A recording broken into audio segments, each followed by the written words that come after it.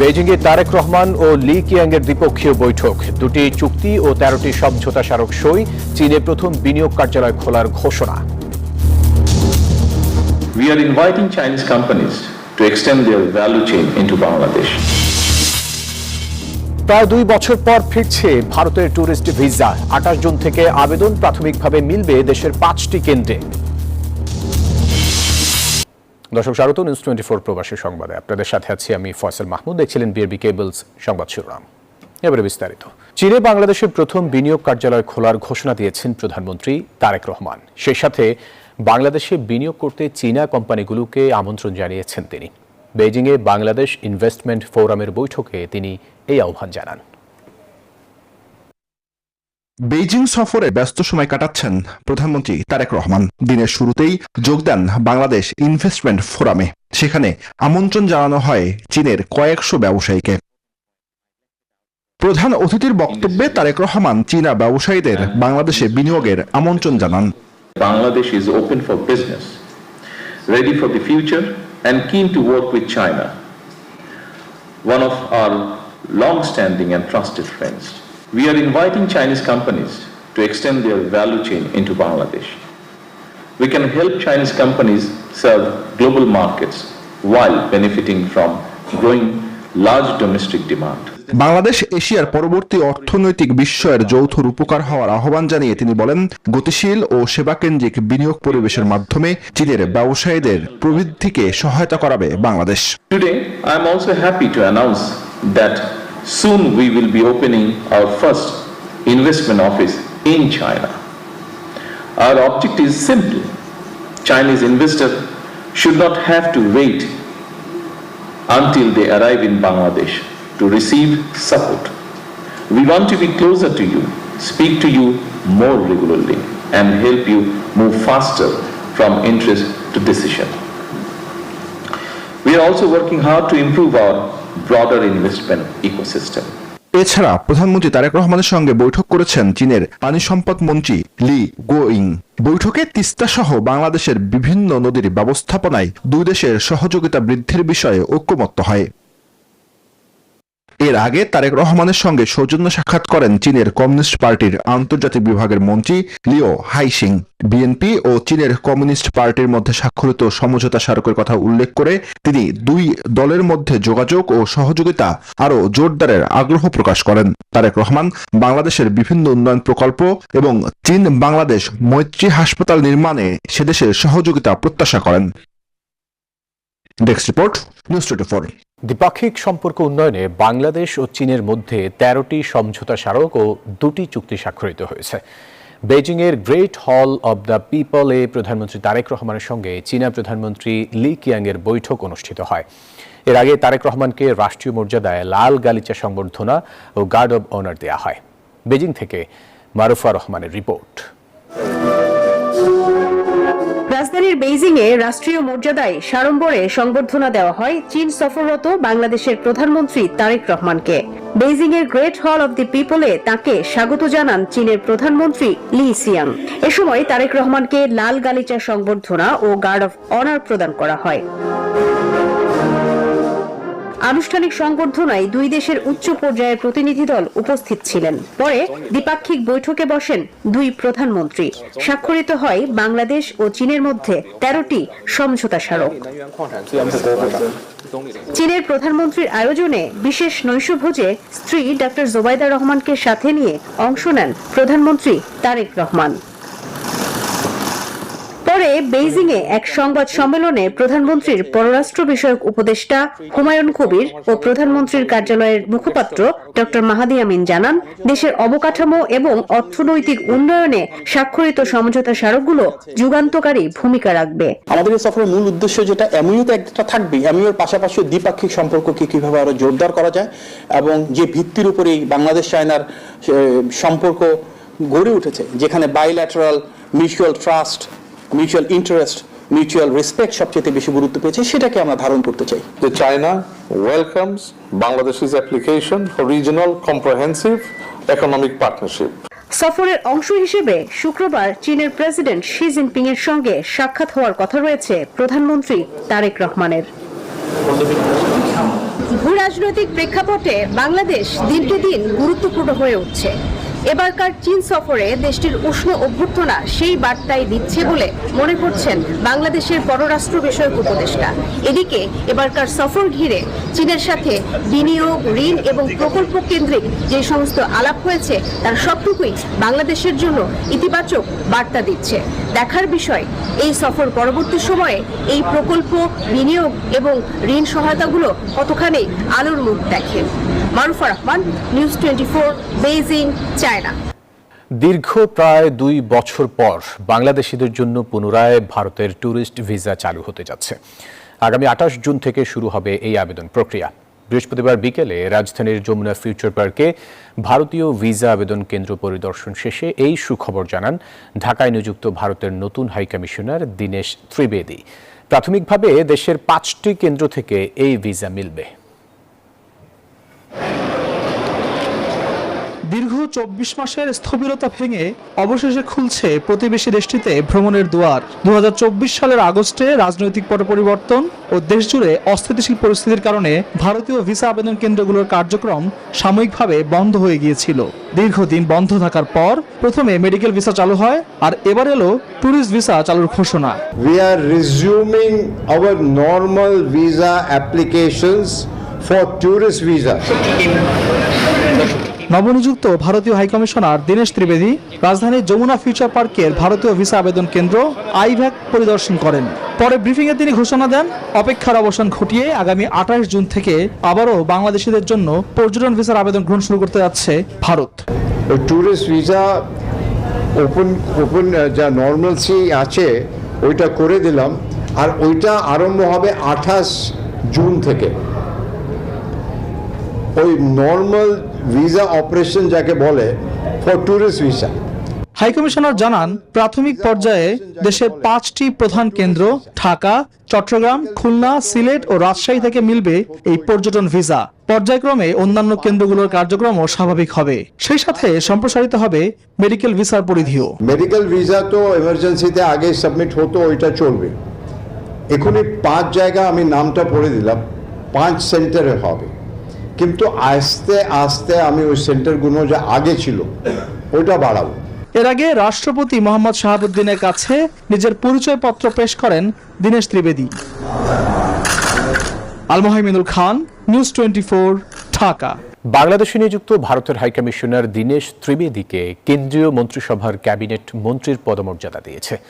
ভারত সরকারের জারি করা এক অফিস স্মারকে এই তথ্য জানানো হয়। এতে বলা হয়, দীনেশ ত্রিবেদীকে ব্যক্তিগতভাবে এই বিশেষ মর্যাদা দেয়া হয়। ভারত সরকারের আন্ডার সেক্রেটারি কমলেশ রবিদাস স্বাক্ষরিত স্মারকে উল্লেখ করা হয়, বাংলাদেশে নিযুক্ত ভারতের হাইকমিশনার দীনেশ ত্রিবেদীকে ব্যক্তিগত বিবেচনায় টেবিল অব প্রেসিডেন্সে কেন্দ্রীয় মন্ত্রিসভার মন্ত্রীর সমমর্যাদা দেয়া হয়েছে। ভেনেজুয়েলায় জোড়া ভূমিকম্পের পর নিখোঁজ অন্তত 11,000 মানুষ। এখন পর্যন্ত 188 জন নিহতের তথ্য নিশ্চিত করেছে দেশটি। আহত 1,500-এর বেশি। ধসে পড়েছে বহু ভবন। ভূমিকম্পের দৃশ্যকে ভৌতিক সিনেমার সঙ্গে তুলনা করেছেন প্রত্যক্ষদর্শীরা। এমন পরিস্থিতিতে সহযোগিতার হাত বাড়িয়েছে যুক্তরাষ্ট্র সহ বিভিন্ন দেশ। এদিকে ভূমিকম্পের কেন্দ্রস্থল ভূপৃষ্ঠের ততটা গভীরে না হওয়ায় ধ্বংসযজ্ঞ ও প্রাণহানি বহুগুণে বৃদ্ধি পেয়েছে বলে মত বিশ্লেষকদের। ধসে পড়েছে সুবিশাল ভবন, সেখানে খোদাই করে নিখোঁজদের উদ্ধারে চলছে ব্যাপক তৎপরতা। জোড়া ভূমিকম্প আঘাতের পর ভেনেজুয়েলার দৃশ্য এটি। বুধবার সন্ধ্যায় আঘাত হানে 7.2 মাত্রার ভূমিকম্প।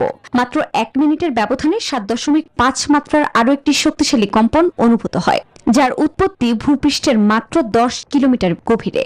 ভূকম্পন অনুভূত হয় প্রতিবেশী দেশ কলম্বিয়া ও ব্রাজিলেও।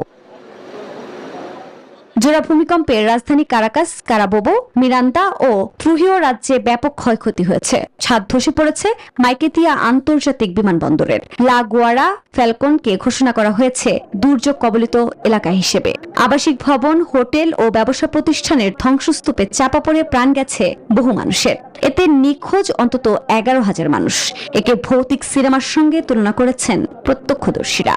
Me indicaba que había কম্পনটা হয়তো 14 বা 15 সেকেন্ড স্থায়ী হয়েছিল, কিন্তু আমাদের কাছে মনে হচ্ছিল যেন 3 ঘন্টা ধরে চলছে। হয়তো এটা ছিল খুবই তীব্র, বিল্ডিংটা দুলছিল, খুবই বাজেভাবে কাঁপছিল। uno fueron como 3 horas, ¿no? Porque দেশজুড়ে জরুরি সতর্কতা জারি করে দুর্যোগ মোকাবেলায় সাধারণের পাশে অন্তর্বর্তী সরকারের প্রেসিডেন্ট ডেলসি রদ্রিগেজ। ভূমিকম্পের কেন্দ্রস্থল ভূপৃষ্ঠের খুব অগভীরে হওয়ায় প্রাণহানি এত বেশি বলে মত বিশ্লেষকদের। ভূমিকম্প যে গভীরে শুরু হয় তা খুবই গুরুত্বপূর্ণ, কারণ পৃথিবীর যত গভীরে এটি ঘটে সেই বিন্দু এবং ভূপৃষ্ঠের মধ্যে দূরত্ব তত বেশি হয়, যার ফলে উৎস থেকে দূরে সরে যাওয়ার সাথে সাথে শক্তি তরঙ্গগুলো বিলীন হয়ে যেতে পারে না।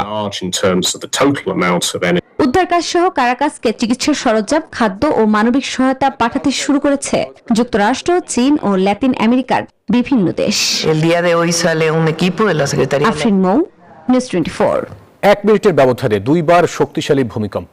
এই ভূমিকম্প আঘাত হানার কয়েক সেকেন্ড আগেই ভেনেজুয়েলার লাখো মানুষের ফোনে জরুরি সতর্কবার্তা পাঠিয়েছিল গুগল। এই ঘটনাটি বিশ্বজুড়ে আবারও এক বড় প্রশ্নকে সামনে এনেছে। প্রযুক্তি কি আসলেই প্রাকৃতিক দুর্যোগে জীবন বাঁচাতে পারে? বিশেষজ্ঞরা বলছেন হ্যাঁ পারে, কিন্তু কিভাবে? এ নিয়েই থাকছে প্রতিবেদন। এই দৃশ্যই বলে দেয় কতটা শক্তি নিয়ে ভেনেজুয়েলায় আঘাত এনেছে ভূমিকম্প। 1 মিনিটের ব্যবধানে 7.2 ও 7.5 মাত্রার ভূমিকম্পের আঘাতে লন্ডভন্ড ভেনেজুয়েলার রাজধানী কারাকাস, মিরান্দা ও ত্রুহিও রাজ্য। ঘটেছে বহু হতাহতের ঘটনা। ভূমিকম্প আঘাত হানার কয়েক সেকেন্ড আগেই ভেনেজুয়েলার লাখো মানুষের ফোনে জরুরি বার্তা পাঠিয়েছিল গুগল।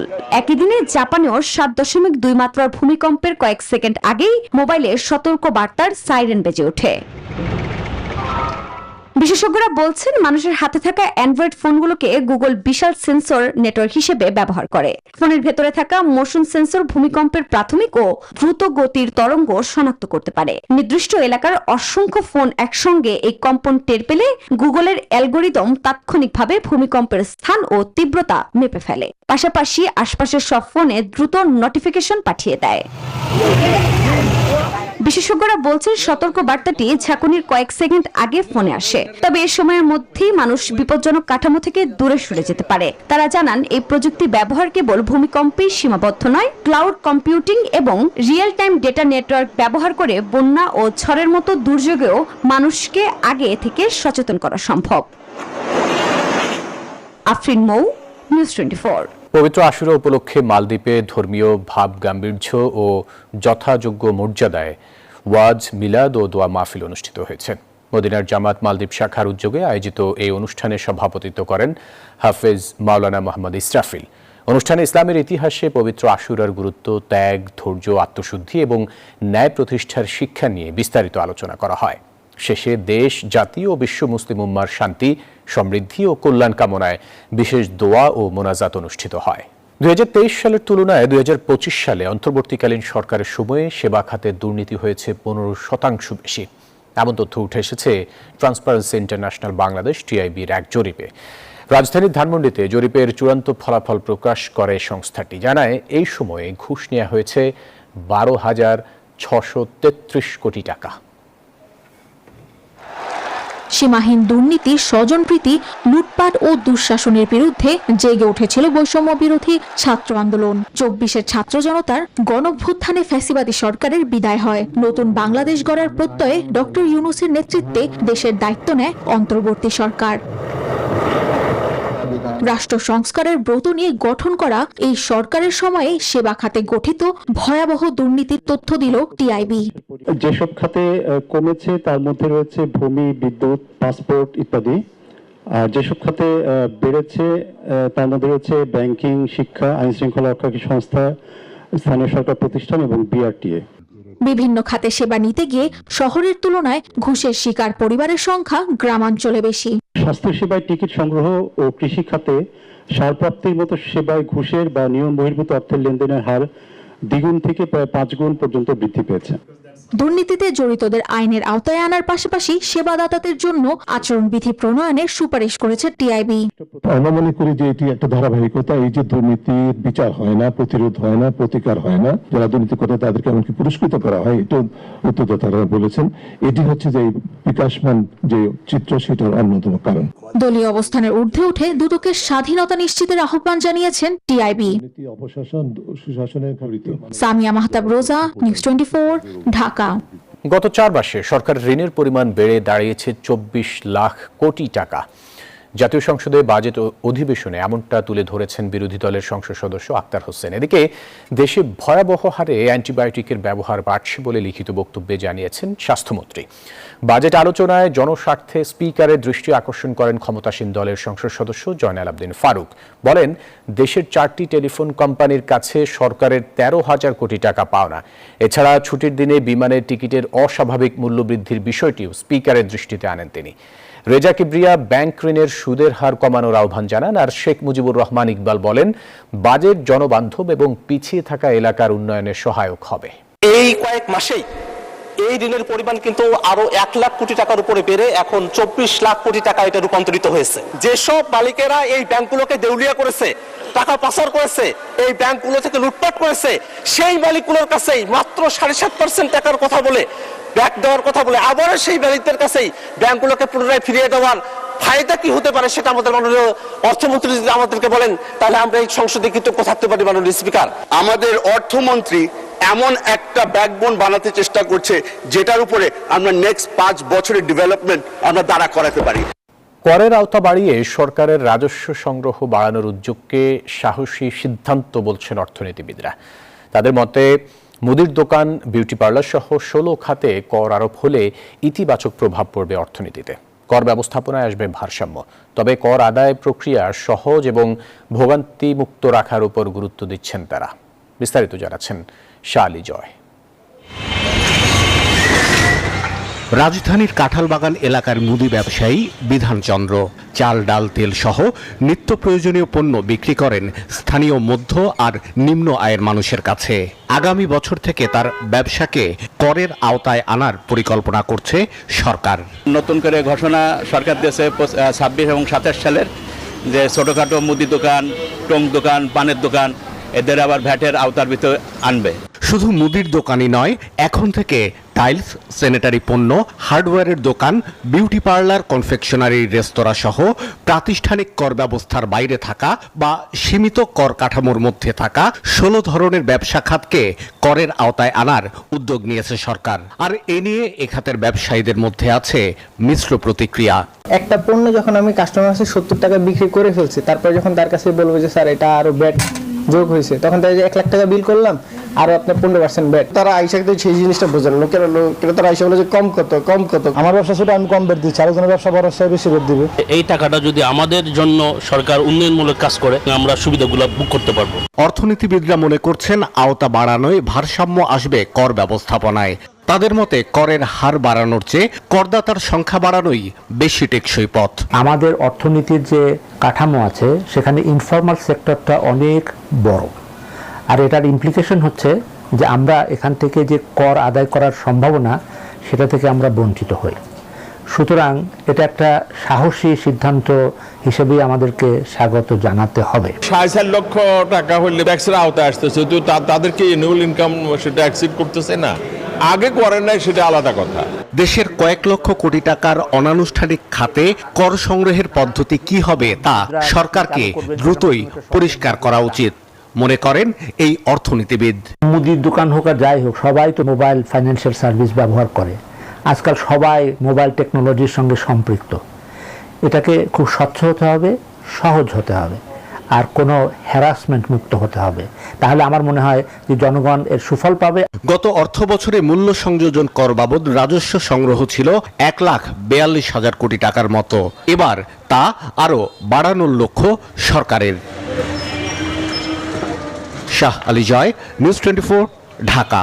অবৈধভাবে ভারতে প্রবেশের সময় শেরপুর সীমান্তে বিজিবির হাতে নারী, শিশু সহ 9 জন আটক হয়েছে। বৃহস্পতিবার দুপুরে উপজেলার কর্ণঝোড়া বিউপির টহল দল হারিয়ানাকোনা এলাকা থেকে তাদের আটক করা হয়। আটককৃতরা সবাই হিন্দু সম্প্রদায়ের। তাদের সবার বাড়ি নোয়াখালী জেলার হাতিয়া উপজেলায়। এদের মধ্যে 4 শিশু, 3 নারী ও 2 জন পুরুষ আছে বলে নিশ্চিত করেছে বিজিবি। বিজিবি জানায়, ভারতে পাচারের জন্য 40,000 টাকার বিনিময়ে চুক্তি হয় শেরপুরের স্থানীয় মানব পাচারকারী চক্রের সদস্যদের সাথে। কর্ণজোড়া বিউ থেকে ওই যে বিজিবি ওরা 9 জনকে নিয়ে আসছে, তার মধ্যে হচ্ছে অ্যাডাল্ট হলো 5 জন, আর একটা হচ্ছে 14-15 বছরের মেয়ে আছে, আর বাকিগুলো হলো একবারে কম বয়স, একটা 7 মাস, 4 মাস, আর হলো 7 বছর। স্বাধীন বাংলাদেশের প্রথম জাতীয় হকি দলের অধিনায়ক এবং দেশের ক্রীড়াঙ্গনের কিংবদন্তি ব্যক্তিত্ব আব্দুস সাদেক স্মরণে হকি স্টেডিয়ামে বসেছিল সাবেক ও বর্তমান ক্রীড়াবিদদের মেলা। সদ্যপ্রয়াত এই মহিরুহের কর্মময় জীবন, নেতৃত্ব গুণ এবং ক্রীড়ার প্রতি নিষ্ঠা ভবিষ্যৎ প্রজন্মের জন্য অনুকরণীয় হয়ে থাকবে বলে মনে করেন সাবেকরা। বাংলাদেশের হকি ইতিহাসের এক অবিনশ্বর ও কিংবদন্তির নাম আব্দুস সাদেক। তিনি শুধু একজন দক্ষ খেলোয়াড়ই ছিলেন না, বরং দেশের হকি ও ফুটবল 2 অঙ্গনেই ক্ষুদ্র ছিলেন। স্বাধীন বাংলাদেশের প্রথম জাতীয় হকি দলের অধিনায়ক হিসেবে আন্তর্জাতিক অঙ্গনে লাল সবুজের প্রতিনিধিত্ব করেছিলেন তিনি। একই সাথে দেশের ঐতিহ্যবাহী ক্লাব আবাহনীর ফুটবল ও হকি দলের প্রথম অধিনায়কও ছিলেন এই গুণী মানুষটি। গত 20 জুন না ফেরার দেশে পাড়ি জমান ক্রীড়াঙ্গনের এই প্রিয় মুখ। তার এই চলে যাওয়ায় দেশের ক্রীড়াঙ্গনে যে শূন্যতা তৈরি হয়েছে তা অপূরণীয়। মরহুমের স্মরণে মাওলানা ভাসানী হকি স্টেডিয়ামে স্মরণ সভা ও দোয়া মাহফিলের আয়োজন করেন সাবেক ও বর্তমান হকি খেলোয়াড়রা। সেখানে বক্তারা তার সফল কোচ ও দক্ষ সংগঠক পরিচয়ের পাশাপাশি একজন পরম অভিভাবক হিসেবে তার অবদানকে স্মরণ করেন। সাদেক ছিল এই দেশের গর্ব, আর্মাটলা স্কুলের গর্ব এবং আমারও গর্ব। ওনার ব্যবহার সবকিছু মিলেই কিন্তু সাদেক ভাই হয়েছে। খেলোয়াড়ি জীবন শেষে বাংলাদেশের হকি ফেডারেশনের বিভিন্ন গুরুত্বপূর্ণ দায়িত্ব পালন করেন আব্দুস সাদেক। দেশের হকির উন্নয়ন, তৃণমূল থেকে প্রতিভা বিকাশ এবং সাংগঠনিক কাঠামোকে শক্তিশালী করতে আমৃত্যু কাজ করে গেছেন এই কিংবদন্তি। সাবেক সতীর্থ বর্তমান প্রজন্মের দাবি, তার দেখানো পথ ধরেই এগিয়ে যাক দেশের হকি। তার গ্রহণযোগ্যতাটা অনেক বেশি ছিল সবার কাছে, ছোট বড় এবং হকির বাইরেও যারা ছিলেন তাদের কাছেও কিন্তু তার গ্রহণযোগ্যতাটা আসলে অনেক ছিল। তার সাথে কাজ করার কলিগ হিসেবে, কারণ উনি সরাসরি আমার সেক্রেটারি ছিলেন, আমি জয়েন্ট সেক্রেটারি ছিলাম। সবাই কিন্তু সাদেক ভাইকে চিনে। এই দেশের আনাচে কানাচে যে কোনো জায়গায় যেটা সভ্য পরিবেশ যেটা বলবেন, এটা সেখানে সবাই জিজ্ঞেস করে যে সাদেক ভাই তো হকি খেলতেন। মাঠ ও মাঠের বাইরে আব্দুস সাদেকের সততা, নিষ্ঠা এবং নেতৃত্ব গুণ বাংলাদেশের ক্রীড়া ইতিহাসে চিরকাল স্বর্ণাক্ষরে লেখা থাকবে, এমনটাই প্রত্যাশা সাবেক ও বর্তমান হকি খেলোয়াড়দের। ইশতিয়াক দীপু, নিউজ 24, ঢাকা। দর্শক, ছিল প্রবাসী সংবাদে। এতক্ষণ সাথে থাকার জন্য ধন্যবাদ সবাইকে। Subscribe to more News 24 Bulletin and international news reports. Follow on my YouTube channel. Like a video for interesting. And share this video for everyone. Thank you all.